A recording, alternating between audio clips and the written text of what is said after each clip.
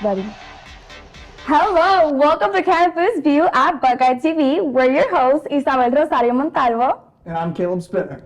Today, we're going to be talking about the Buckeye football season, the best and worst of fall food, and some must-do campus events. So stick around. Let's get started. Let's meet our host. Our guest. Hi, I'm Zachary Taylor. I'm a fourth-year journalism student who also minors in media production and analysis. And I'm Cami Gordercracks. I'm a third-year communications major, the minor in television production. I'm Eric Va. I'm a third-year journalism major and a media production and analysis minor. So you're all very sports acclimated people, which is why you're on the show today to talk about Ohio State football. Going into the fourth game of the season against Notre Dame, I think a lot of people would say this is the biggest test, but with already 3 games under the belt, what letter grade would you give Ohio State through those last 3 weeks? Probably somewhere around a B to B plus. Defense started really well. The first game have kind of fallen off in the last couple games, but it's still been really strong.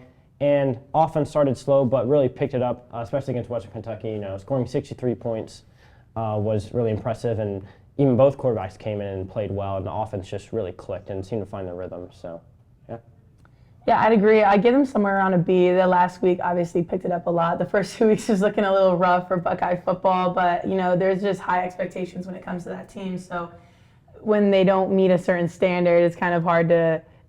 Expectations are always there, and having to live up to that year after year, even with a new quarterback, it's just kind of been hard. But I think they really clicked, especially offensively last weekend. Yeah, I think after Western Kentucky, I'd have to give them an A-. I think the defense has been phenomenal all season so far. Denzel Burke is playing out of his mind right now at corner. And, the offense really came into its own on Saturday. Like, McCord looked great. Everyone was clicking. So I think it was the perfect time to play their best going into a big game this week. I'm glad you guys brought up the quarterback because that was the talk a lot of the offseason and even somewhat into the season, running with that 2-quarterback system against the Hoosiers and the Penguins. But now, going into that Western Kentucky game, Kyle McCord is the official starter.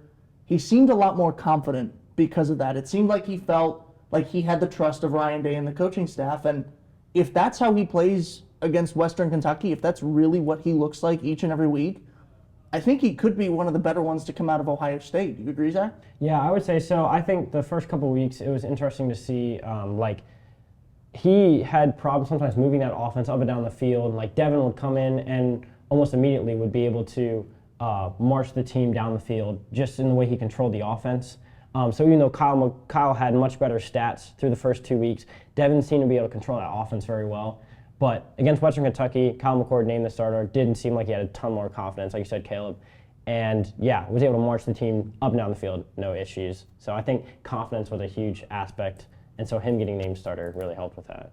I think a lot of where the confidence also came from is that in-game experience, right? You can get as many snaps in practice as possible, but bottom line, if you're not in that shoe, getting those snaps in front of thousands and thousands of fans in the actual game, like you're not going to have that game experience, which is going to build that confidence in yourself and really show what you're capable of doing. And I think those 2 games of experience really helped him lead in. Like I think he just keeps building and building and building off of that game experience, which is the same for any position, but especially when you're leading the offense, building that trust and getting your team to buy into what you can do while getting yourself to buy into what you can do.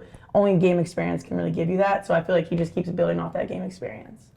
Yeah, I think the in-game experience has definitely helped. I remember when C.J. Stroud first became the starter, it took him a few weeks to really get it going, and all the fans were getting a little impatient. Same thing kind of happened with McCord, but I just kind of remembered how that was 2 years ago when Stroud became the starter, and I think it was like week 5 or something against Rutgers when he really got it going. He really looked super confident, and we kind of saw that with McCord on Saturday. So it's just, the more game time he gets, the more he gets comfortable with this offense. I think it definitely pays off in the end. Yeah, and he's definitely going to get more game time this Saturday. We have a big game coming up with Ohio State and Notre Dame. Any predictions of how that's going to go?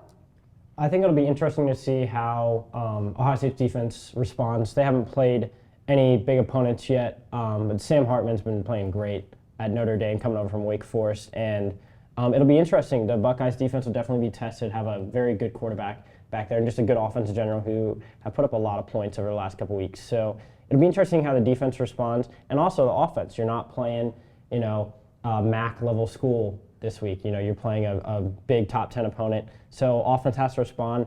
If Kyle can keep that confidence up and look sharp, I think the Buckeyes have a really good chance to win this one, but it'll definitely be a close game.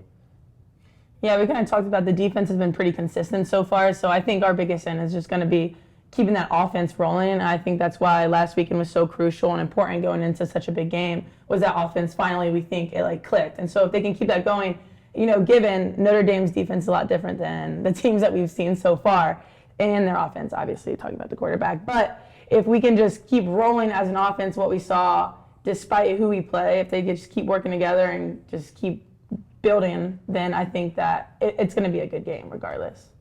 Yeah, it'll be a big test for Ohio State's defense and also Notre Dame's offense, which has looked incredibly sharp through the first 3 weeks of the season, 3 or 4 weeks for Notre Dame.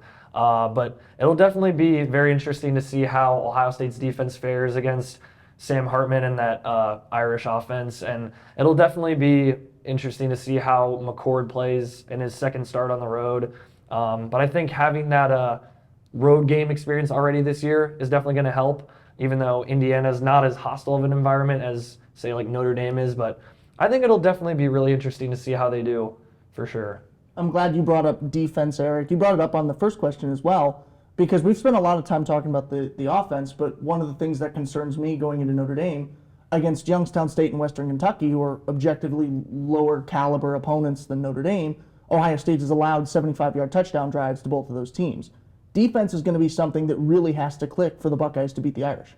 Yeah, there were a couple moments in the last 2 weeks where the defense kind of didn't look great on their first couple drives of the game, but I think once they got it going though throughout the game, they ended up playing really, really well. So yeah, I think it'll be a huge test for them. Ohio State's offense and defense are going to be things that need to be a well-oiled machine in order to beat the Fighting Irish on Saturday. Thank you guys for coming in and talking with us today about Ohio State football. Of course, thanks for having us. Yep, thank you. Having us.